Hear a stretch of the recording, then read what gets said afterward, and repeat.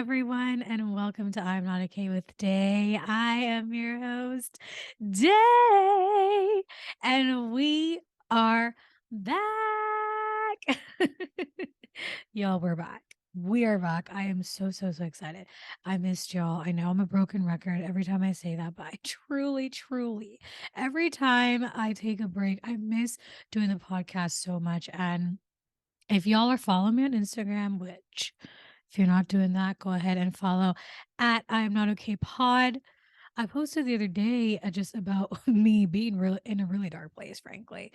And I said that I really wanted to come back. And I have thought, y'all, I have thought so much about coming back, but there have been many things that have kept me from coming.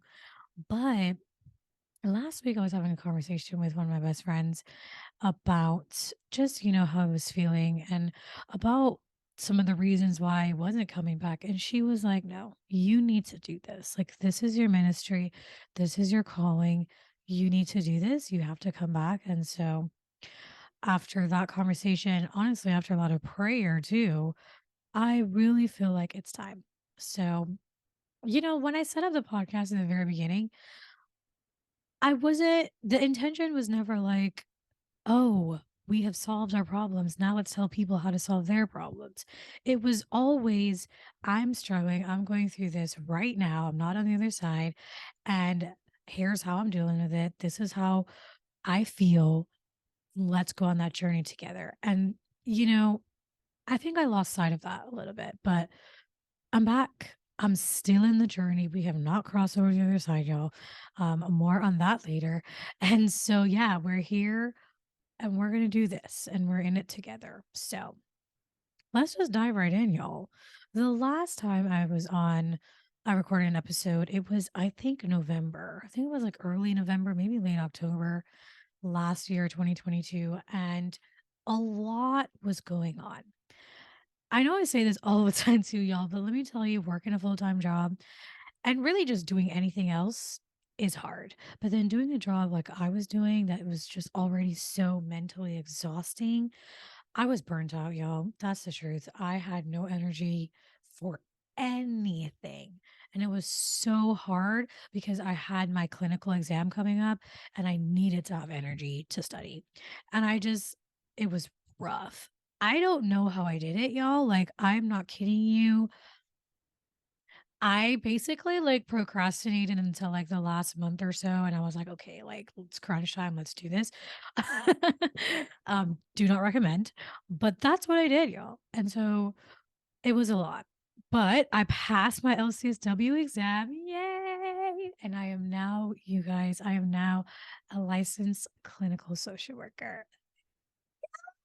Okay, a high key, I wish I had like these.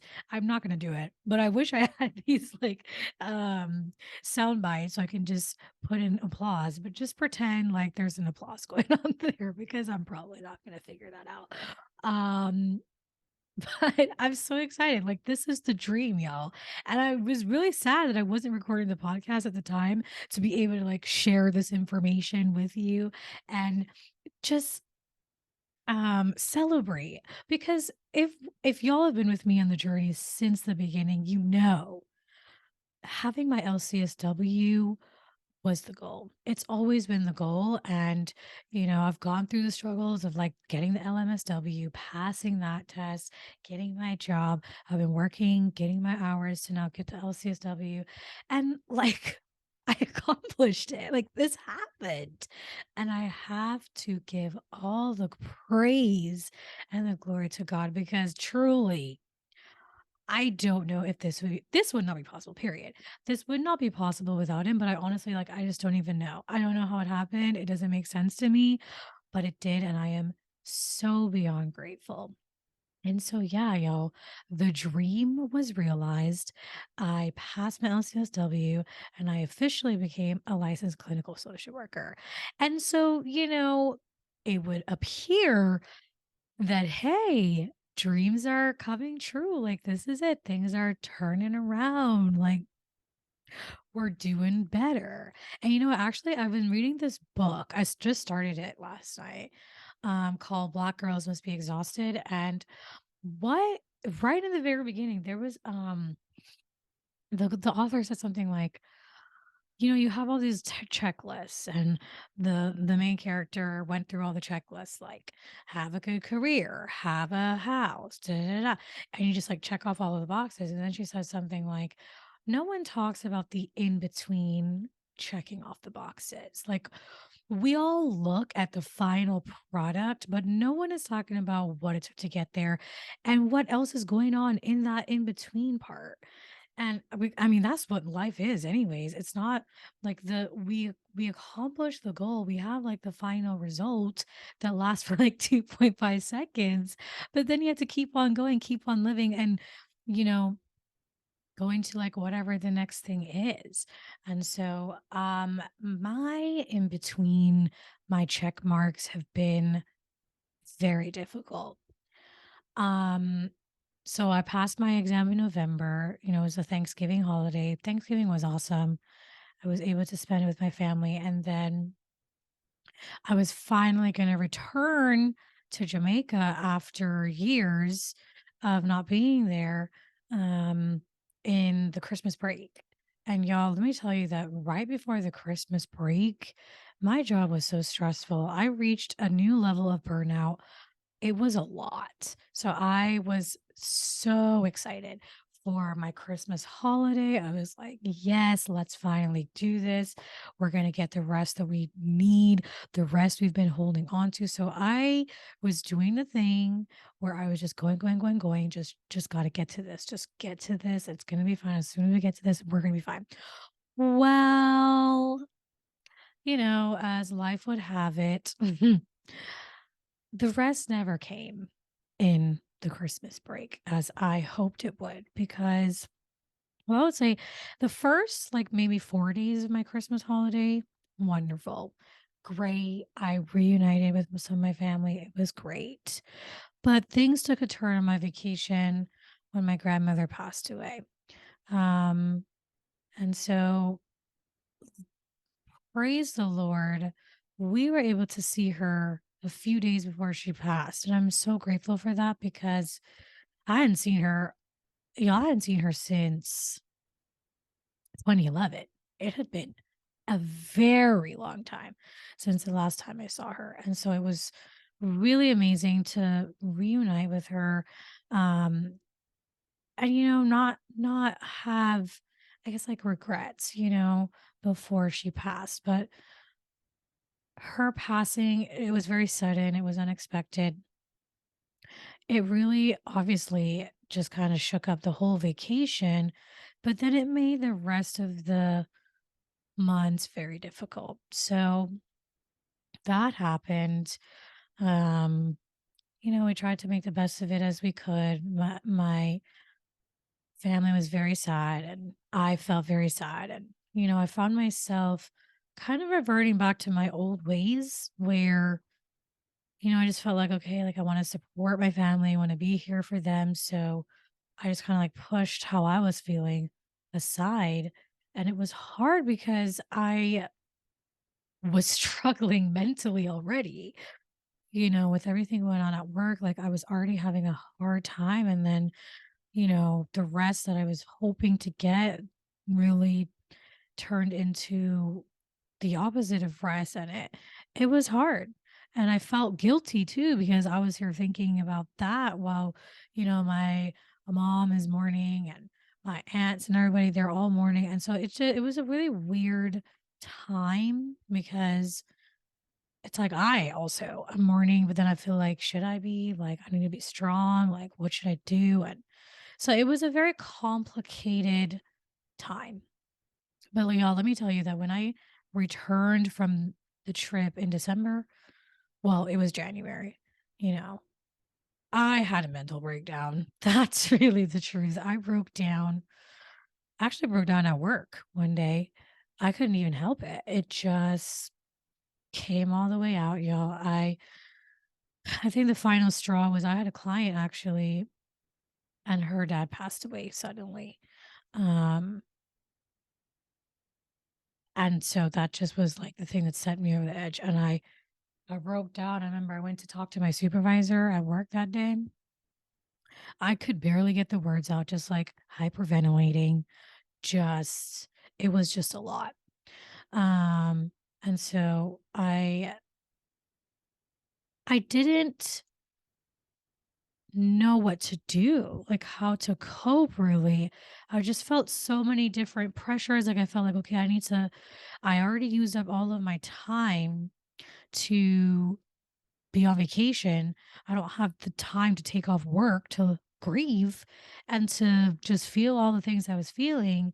And so I'm feeling this pressure of like, I need to be present for my clients and I need to be here and do all of these things.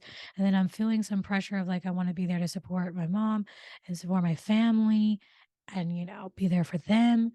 And I just felt like so burdened. I barely had the capacity to deal with myself and it all just came crashing down. And so, yeah, I remember one day I was like, Lord, I was praying, like, I need rest.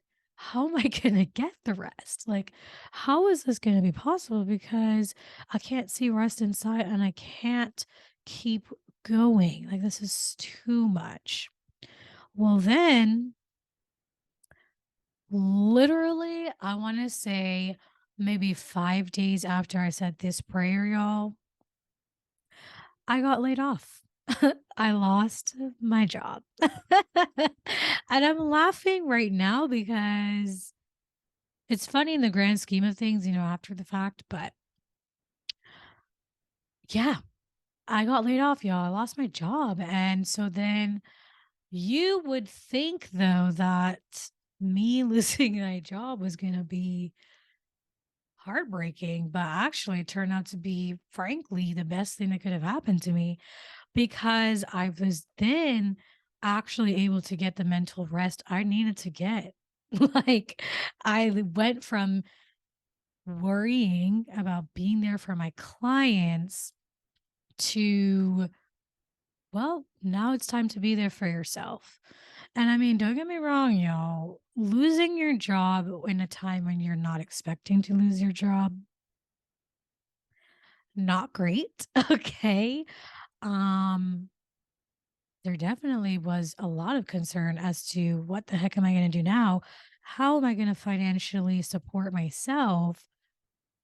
It was a lot, but simultaneously, here's the thing, y'all. I ended up getting another job. Praise the Lord. I actually ended up, I made the decision to take the new job the same day I lost my old job. So what ended up happening was that I got offered the position the week before I was laid off. And I was praying because really this job that I have right now is my dream job. This is what I've wanted to do. Like this is the goal. I'm doing it. Like this is it.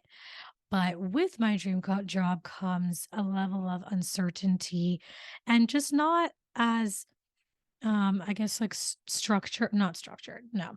Stable. I'm going to say secure for now. We're gonna say a level of security. I'm gonna say that because there is because nothing is secure. That's the truth.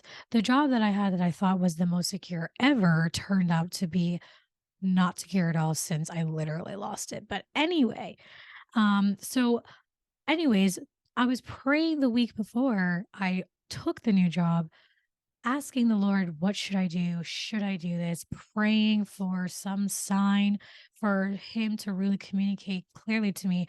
And he did. He communicated with me. I did my study and I felt him speaking to me through my Bible study. And so, yes, I made that decision. Um, and so while I had something lined up, there was still going to be time where things would be very uncertain. And that was really, really scary. But yeah, I lost my job, got a new one, started the new one, and yeah, here we are. I'm working in my new job. I My new job right now, like I said, it's taking some time to build up. So I'm gonna be really all financially. It's it's a struggle. We're just gonna put it that way. We're definitely not where we want to be, but y'all, I mean, I just have like 10,000 testimonies I just want to share because it's the way the Lord worked out things. It's the way that somehow, literally, there was zero and God just created 100. And that has been honestly my life since January. And so I've been in a space now where I feel like I'm in my ultimate like faith testing journey. And let me tell you, y'all, it's been difficult. Okay. I mean, because let's also remember mentally where I was at, honestly, since November. Those things didn't particularly go away. And what I learned is that, as I'm going through more transitions with this new job and everything, and losing the job and figuring out just like a new way of doing everything, I realized that just the going through transitions in and of itself is very difficult for me. It's the hardest thing ever. It's very triggering actually to just my past and things that I've gone through. And that was just another thing that I started struggling with. And so a lot of things from the past just kept on coming up. And honestly, I'm still dealing with it. I think a lot of triggers from the divorce has been coming up for me. And it's been really challenging to go through because at this point, it's been 2.5 years. And you know how it is. There's an expectation that, I mean, well, I don't know. Is there an expectation? I mean, perhaps people who are not going through it, they think to themselves, oh, it's been years. Like, you're fine. It's okay. But really, for me, I mean, I think I did also have that expectation for myself, truly. Because y'all know me by now. I've said this. I have unrealistic expectations for myself. So I surely did think, okay, like after a couple years, we're going to be fine. We're going to be good. False. I, a lot of things that I realized I actually didn't work through at all um, are resurfacing, which makes sense because that's what happens when you don't work through certain issues. They come back because they're like, no, you need to work on me. Like they're coming to tell you, no, deal with me. So that's what's been happening right now. And a big issue I've been having is okay, beating myself up because now I'm still dealing with this, you know. And so that's what I've been trying to um just remind myself that it is okay. Like, not me having a whole entire podcast episode. Honestly, I think a whole year ago talking about how about trauma and just the result of trauma and that it's not linear and that triggers are going to come up and me fast forward a year and something later still going through it. Still struggling, but it's fine. Um and so, yeah, so that's where I've been at. And one thing I really wanted to talk about today, something that I've learned. I'm still in the process of learning, but something that just came to the forefront a week ago that I think is a message needed for someone, maybe a couple people. I needed it for myself. That's something I learned in therapy. So I'm going to share that today with y'all. And that is crying is okay. And I know that it's one of these things that sounds very basic, but here's the thing about it. A, in the Black community, B, Jamaican, Caribbean culture, there is such a stigma with crying. Why? Like when you're young and you're crying, it's like, why are you crying? You need to have a reason. Don't let me give you a reason to cry. And it's like so yeah, stigmatized is the only word I can think of. It's like there's something wrong with crying. If you cry, you're weak. We've heard these same things when it comes to emotional expression. Happiness, wonderful. Express that, let everybody know. Excitement, do it. Everybody wants to see that. Anger, don't really want to see that, but it's still acceptable. But sadness, don't do that. You need to keep that to yourself. Hide that. Don't let nobody see you cry. You need to keep that to yourself. That's too uncomfortable for us to deal with, so we don't want to see that. And, it's really sad because what my therapist literally told me last week, which sh- it sounds so simple, but like she told me last week, crying is just a normal bodily response to certain feelings. It's a regular bodily response, as is peeing, pooing, coughing, sneezing, when you are feeling hungry, you eat. When you feel like you need to go to the bathroom, you go. These are just natural things that happen that we don't question. Crying is the same. Crying is just a natural bodily reaction that can happen sometimes when you're happy, sometimes it happens when you're sad, sometimes it happens when you're angry. But it's a normal thing that we have placed this we have attached this like negative meaning and feeling to it. But why? Literally why? It's so dumb. And when even when we talk, this is something I've noticed for myself and I've tried to be cognizant of. Like when people talk about being emotional, they always attach that to crying. Now, being emotional does not automatically equate to crying. You can be emotional if you're happy. Okay. You like there's nothing wrong with that. I always like to just say tearful or you're just crying. And instead of attaching just this like one emotion, because there is a negative connotation to the word emotional. That's the point I'm trying to make. But, anyways, so yeah, I was in therapy last week and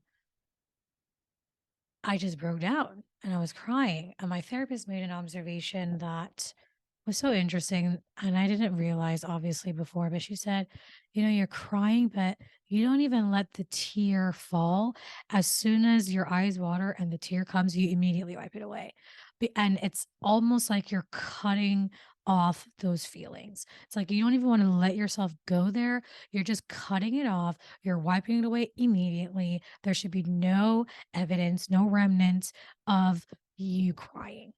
And I heard her say that, and I was like, okay, just feeling attacked. Okay, thank you. But also, it was just like, yeah, I didn't realize I was doing that, but that's exactly what I was doing. Like, that's what happened to me when I was in Jamaica. I was keeping all of my feelings inside. I was cutting myself off, and to the point where I could not do it anymore. And it came out just as I can't breathe. I'm just wailing. Like that's what happened. And I spent probably 80% of that session, maybe more, maybe 90, crying. And that's all I did because it's like all of the everything that I was holding in, it just all came out at one time. And, my therapist was telling me that, well, she was asking me, like, why is it so hard for you to feel what you're feeling? Like, what is the resistance there? And something I learned is that I've had experiences in the past where I was extremely vulnerable and the result was not good.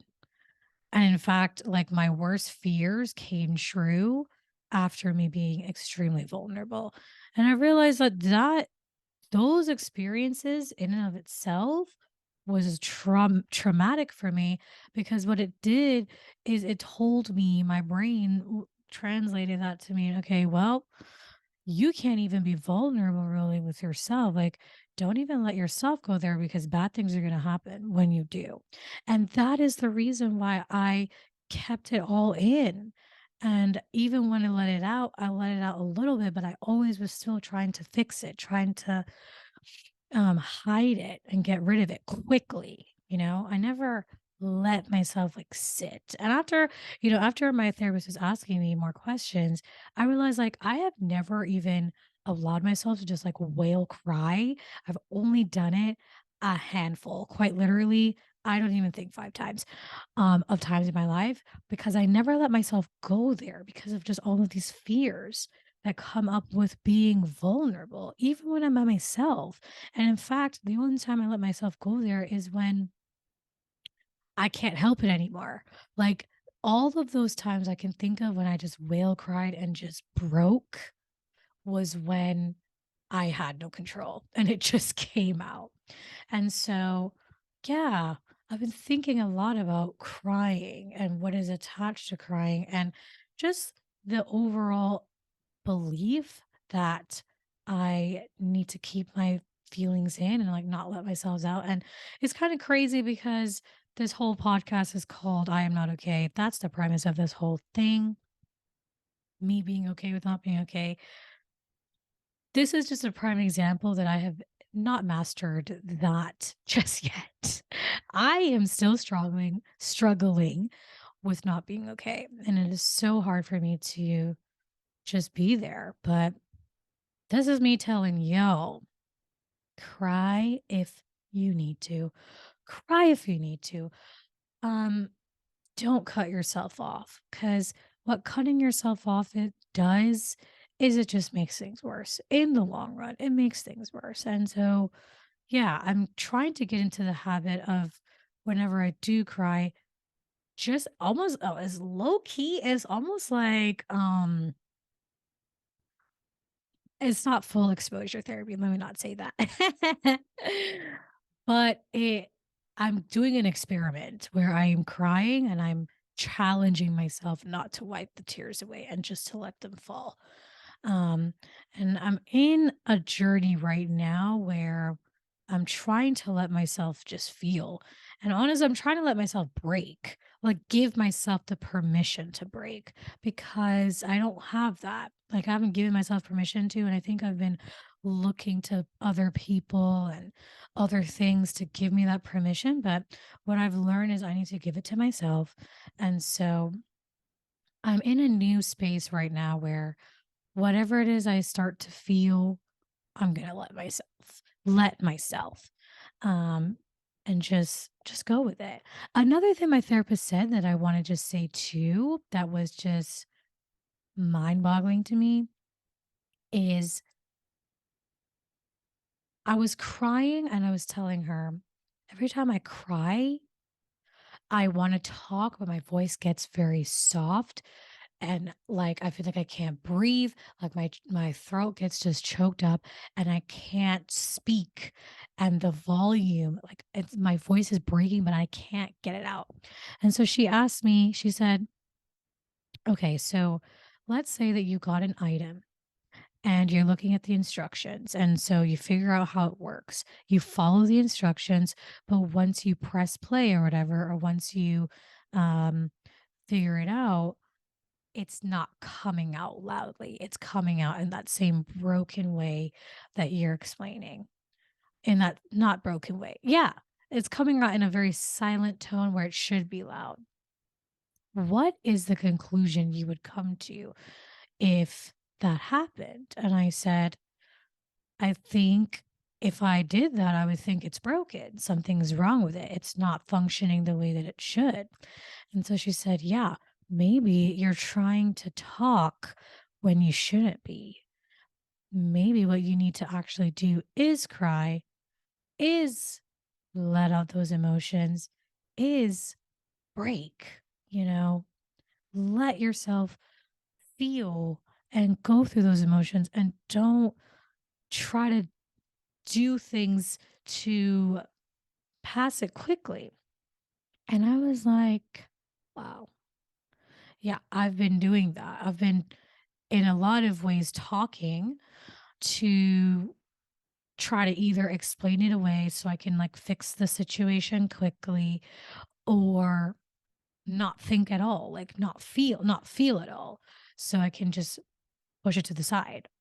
That is not helpful. That obviously has not helped me thus far. And so again, it's the same point I made earlier. I am trying to let myself be sad if I'm sad and be down if I'm down and not have to put on a brave face and fake it for anyone because including myself, because there's nothing good comes from that. So that's what I've been learning and trying to do. I just want to encourage y'all to try to do the same. Feel your feels, y'all. I know like it's something that we talk about and it's become more popular to talk about feelings, but I think a lot of people are struggling with actually doing it because when you really think about it, when you really dissect the situation, what you realize is these beliefs are ingrained in us, especially depending on whichever culture you're from. And it is hard to let yourself go there. And sometimes you don't even understand why. And so I'm really grateful also just for my therapist. Okay, she's the best. You already know. And the opportunity to have therapy and to figure out all of these things and learn the whys behind it and try to heal and change and do things differently. So yeah, that's what's been going on with me. That's what I've been learning. And so yeah, y'all, my birthday was a few days ago. And I'm gonna be real, y'all. I was not I was not feeling it. Before I was not feeling it. And I was talking to my friend too a few days before my birthday and I was telling her, yeah, girl, I am not excited.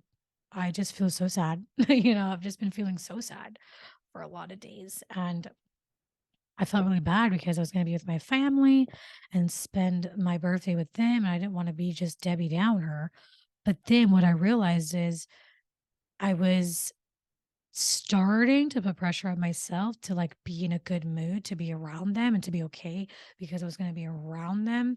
Um, and that's my toxic trait. And that's, part of what has gotten me to this point. So, talking to my friend and just remembering what I had talked about in therapy really helped me to not like fake it basically. And my birthday actually was wonderful. I actually didn't feel bad at all. And I think a big part of that is because I went into that weekend deciding I'm not going to fake this. If I'm not feeling it, I'm not feeling it. And I'm just going to go with how I feel and that's it. And you know what? It was actually okay. Um it was a good day and I'm very grateful. And I'm grateful for another year of life. God has truly been just beyond amazing, y'all. When I think about what God has brought me through, like, I can't help but cry. I can't help but feel just an immense amount of gratitude. And I guess that brings me to what God has taught me, y'all. Like I said earlier, I've been through this I would say this test, this faith test. I'm still in it, honestly. I'm in a position right now, y'all, where I have no choice but to trust, and I'm choosing to trust in the Lord. The uncertainty is real. I don't know what is happening, okay? But I am holding on to the faith and I am trusting in the Lord. And let me tell you, like, God has answered my prayers and he has shown me in very real, tangible ways that he is with me. One thing I've been feeling a lot lately is lonely. And don't get me wrong, okay? Because let's like not lonely. Let me just clarify. I'm feeling lonely, but not in the sense of loneliness like needing a partner. But I'm feeling lonely sometimes in the sense that like I have to figure out a lot of things. It feels this way. This is not what's true, but this is what's been going on in my head. It feels like I have to figure out everything alone. Like I was telling you with these transitions, I'm feeling like I'm just in it by myself. And then I know I have support. I know I have my family there. But there's something, I think this is really the working of the devil, frankly, that convinces me that nope, you're in it alone, you're by yourself, you have to do this. And so that's had me in my head, y'all. And it's been really hard. And then I'm in the city. And while I have made, I've developed a good community at my church and I've made some friends. There's still like I don't have anyone here physically that feels like I can go to them about anything, and they can really like we have each other in that way. And so there's that um there's just this emptiness, I guess, that I've been feeling. And I just wished that I had just that companionship, not of a partner, but of people who, like know me and love me and I know them and I feel comfortable and safe with them. And I just have not, I feel like I've felt like I have not had that physically here. And if y'all have moved, like if you are someone who's moved to a new city, I think you might understand this. It's like there's so much potential to being in a new city, and it's like all of these things, that there's also the reality that you're far away from your family and your closest friends. You have to start over. And like while that can be exciting, sometimes like in the heart of it, especially in the times that I've been in where I feel like I just wish I had someone. Like there have been so many times I'm like, I don't want to wash the dishes. I don't want to clean my house. I wish I had someone to help me do this. I wish someone could cook for me. But nope, I gotta do it myself. It's just like those are small things, but in moments like that, it's like you really wish that you had those people. And I just didn't have that. And it was really, really difficult for me. And so I was just feeling down. I was feeling horrible. And then all of these financial stuff was coming up and I was stressed all the way out. And so, but in each of these situations, every single time, God gave me some reminder that He's there for me, one after the other. And it's almost like, to like, every time I'm at my wits' end or every time I have like a breakdown, almost immediately, y'all, God is like, I'm here. Don't worry. You're not alone. You are with me. I'm with you. That happened, on the video I posted on my Instagram, that happened with my grandma. I was having a breakdown, my grandma called me and poured into me at that time. I, um, was having financial difficulties. All of a sudden, I'm getting money from literally people who I least expected to get money from. Like it every single time there's just been something that God has said to me in a very clear way, I'm here. And so that's my lesson. God is teaching me. He's reminding me every day, I am with you. I am here with you. You're not alone. And it's something that I'm trying to hold on to. And let me be real, y'all. It's happened, and there's still days and moments when I feel that sadness or I feel that worry, honestly. Um, just because like God has been doing this thing doesn't mean that the worries are all the way gone, but I'm holding on to his promises. One thing that I've been reading, honestly, every single day, I'm trying to memorize it, is Matthew 6, verse 25 onward. And that's the verse that talks about do not worry. Don't worry. God says, if I take care of the birds in the sky, you are so much more valuable than the birds in the sky. How much more am I going to take care of you? Like, don't worry. And so these are the words that have kept me going, y'all. They've kept me going. And I just hope that they will keep you going as well. Um, and so yeah, that's where I'm at, y'all. So we're back. We're gonna be here on this journey. Um, Honestly, I'm not sure what we're gonna be doing. That probably sounds really bad. I don't know where we're gonna go from here, y'all, because I'm in a situation where I'm trying to figure it out myself. I don't know. But what I do know is I'm gonna come back. We're gonna be more consistent. We're doing the thing. This episode is gonna drop on Friday just because of just the situation and just how everything is played out. However, I think I'm gonna go back to my regular Thursdays, every other Thursday. So look out for the podcast, y'all. Thank you for coming back with me, for listening. If you are brand new, welcome. I hope that you feel seen and heard, and you know that you're not alone. And we're in it together, y'all. So until next time, bye.